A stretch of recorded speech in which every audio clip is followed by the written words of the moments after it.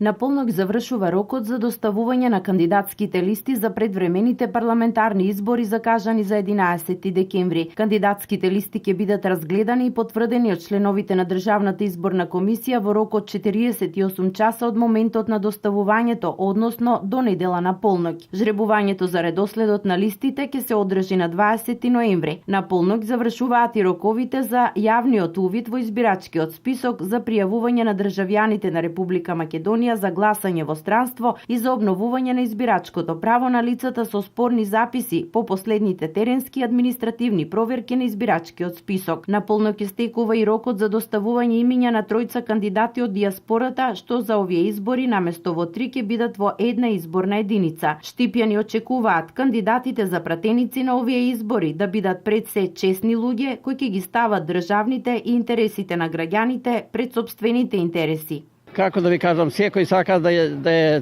човек кој ќе се интересира за државата, не за себе или за партијата. Тоа е многу битно во изборите. Сега тоа тешко се најде, сега сите напаѓаат, како да ви кажам, оговараат едно друго, сите грешки откриваат. Кој ќе биде за народот тај? Да се поштени најпрво.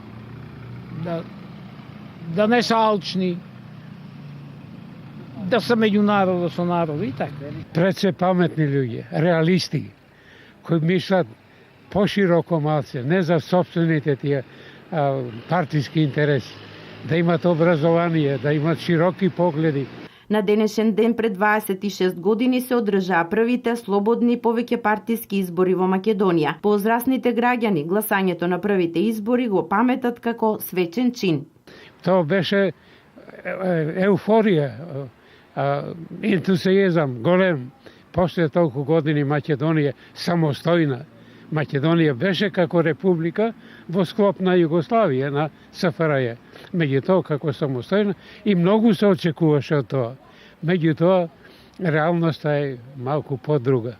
Првите парламентарни избори одржани пред 26 години заедно со референдумот на 8 септември ја заокружија вековната идеја и стремежот на македонскиот народ за самостојна и независна држава.